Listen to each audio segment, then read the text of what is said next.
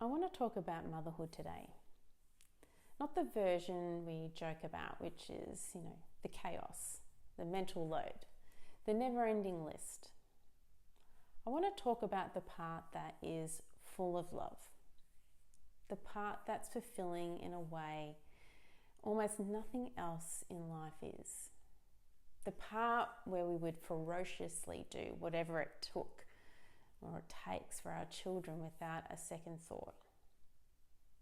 From the moment I knew I was having my first baby, something settled into me that has never left me.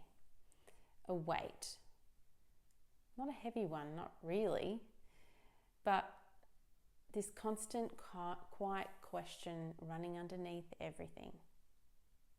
Are they okay?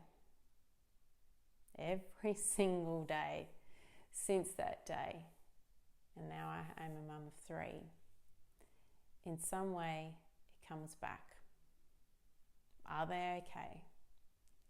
It's there when I wake up, it's there in the background within the workday, it's there at 11 o'clock at night. Is my son home? Is he in his bed? Do I know he's here? Do I know he's okay? And then during the night, thinking about the next day and making sure that everyone's set.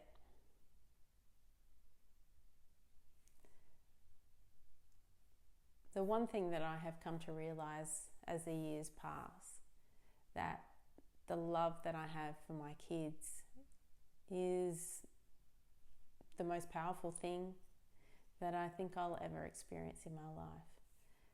They are the deepest love of my life. And I would do anything for them.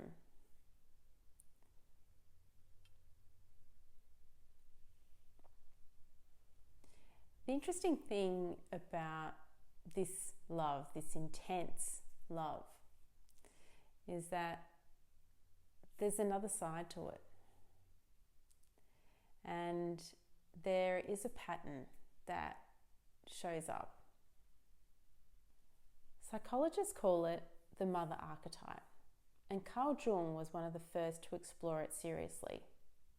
Not motherhood as a role, but something older, something that lives in how we love, how we protect, how we devote ourselves to another person's life, as if it were our own. And here's what he understood that I think we still don't say enough honestly.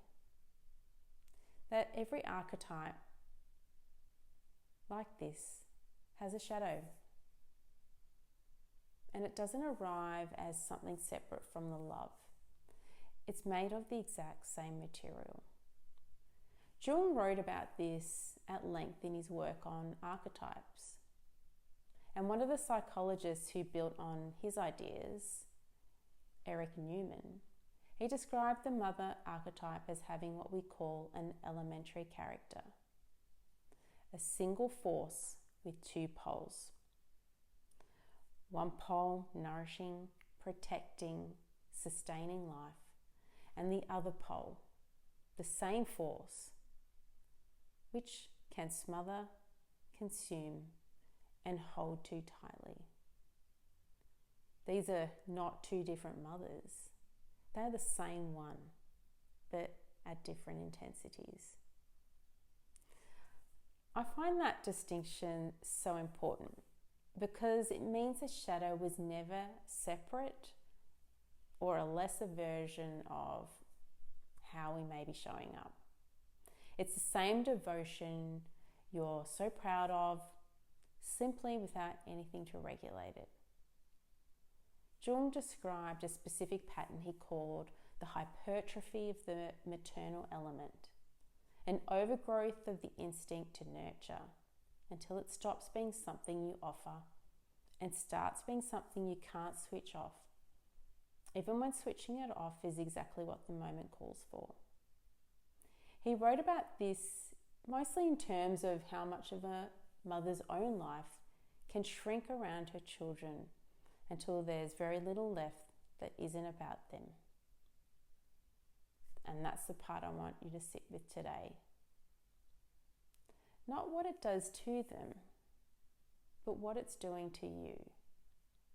That instinct to protect them from pain at all costs, it's not a flaw. That's love, and it's doing exactly what it was built to do. But I wonder what it's actually like to carry that day after day, to feel every one of the hard moments in your own body before you've even had a chance to catch your breath.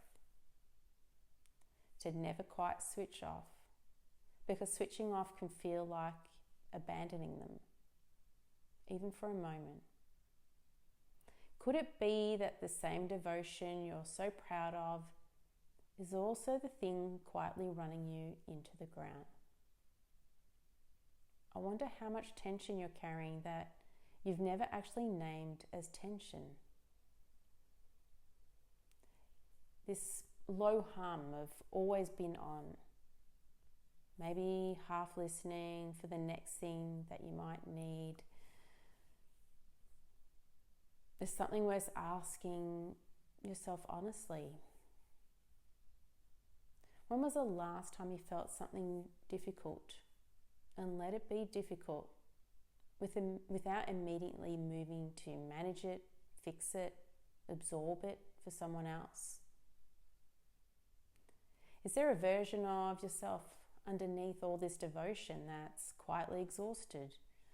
And maybe you acknowledge it, maybe you haven't. Where is it in your body? Where do you feel it? Maybe you're feeling it between your shoulders, tight chest, sleep that doesn't actually feel restful, because there's that part of you that never fully stops being on call. Here's what I want you to really think about. If you kept carrying this exact weight, unexamined, for another 5 years, what would that cost you?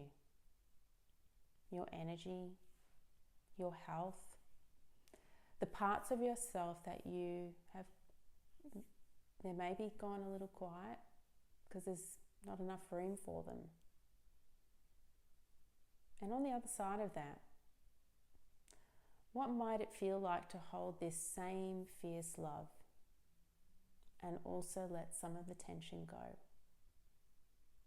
Not less love, but less weight. That's not a small question. That might be the difference between a life spent bracing and a life you actually get to feel. It might be worth asking yourself honestly, because loving them fiercely was never the problem. It's what you've been carrying alongside that love that's worth looking at. Next time we're going to go somewhere harder still. What happens when you push back against a pattern like this and find yourself standing somewhere that doesn't quite have a name yet? I'll see you in the next one.